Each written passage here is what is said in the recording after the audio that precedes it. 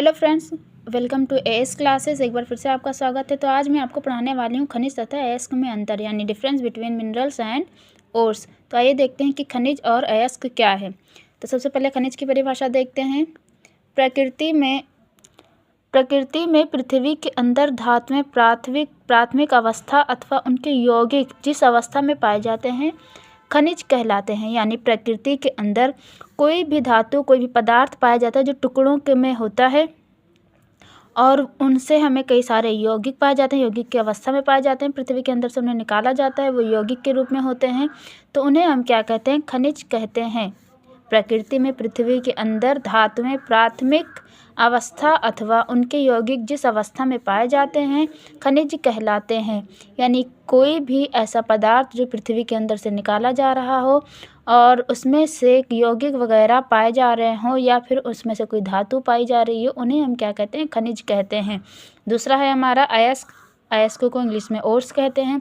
तो अयस्क क्या है? वे खनिज जिनसे किसी धातु को आसानी से तथा कम व्यय में प्राप्त किया जा सके अयस्क कहलाते हैं। यानी ऐसे खनिज जिन पर धातु लगी हो और वो धातु आसानी से प्राप्त किया जा सके, वो खनिज क्या कहलाता है? अयस्क कहलाता है।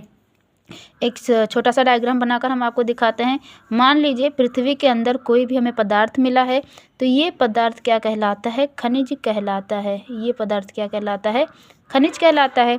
और अगर यही खनिज कोई दूसरा पदार्थ हमें प्राप्त हुआ, इस पर कोई भी धातु नहीं लगी हुई है, अगर हमें पृथ्वी के अंदर से कोई पदार्थ प्राप्त होता है और उस पर कोई धातु नहीं लगी हुई है, तो उसे हम क्या कहेंगे? खनिज कहेंगे।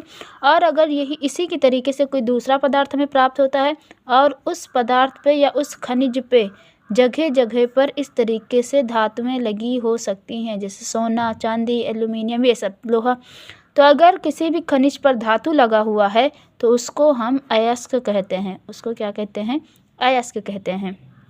आई होप आपको ये समझ में आ रहा हो कि अगर हम पृथ्वी से कोई पदार्थ खोज कर निकालते हैं खुदाई करके, तो उस पदार्थ पर अगर धातु नहीं लगा हुआ है, वो केवल यौगिक है, तो उसे हम क्या कहते हैं? खनिज कहते हैं। और अगर उसी खनिज में उसी तरीके से कोई दूसरा पदार्थ निकलता है पृथ्वी के अंदर से, वो भी खनिज है, उस खनिज पर अगर धातु लगा हुआ है, उस खनिज पर अगर धातु लगा हुआ है, तो वो क्या कहलाता है? अयस्क कहलाता है। यानी धातु वाला खनिज अयस्क कहलाता है और बिना धातु का खनिज कहलाएगा। एक छोटा सा पॉइंट हम आपको बता दे रहे हैं यहाँ पर, ये भी काफ़ी इम्पोर्टेंट है कि सभी क्या है? सभी खनिज अयस्क नहीं हो सकते हैं। सभी खनिज अयस्क नहीं हो सकते हैं, नहीं हो सकते, लेकिन सभी अयस्क खनिज हो सकते हैं। लेकिन सभी अयस्क क्या हो सकते हैं? खनिज हो सकते हैं। सभी अयस्क खनिज हो सकते हैं। इसका मतलब क्या है? अब देखिए, यहाँ पर क्या है? ये खनिज है और यहाँ पर भी ये खनिज है, लेकिन यहाँ पर इसमें धातु लगी हुई है, तो ये भी खनिज कहलाएगा और ये भी खनिज। सभी क्या है? सभी खनिज अयस्क नहीं हो सकते हैं। यानी सभी खनिज अयस्क नहीं होंगे। ये एक खनिज है, मान लीजिए ये भी एक खनिज है, तो क्या इन दोनों में धातु पाई जा रही है? नहीं, इन दोनों में धातु नहीं पाई जा रही है, तो ये अयस्क नहीं कहला सकते हैं। लेकिन ये जो अयस्क हैं ये खनिज हो सकते हैं। कैसे?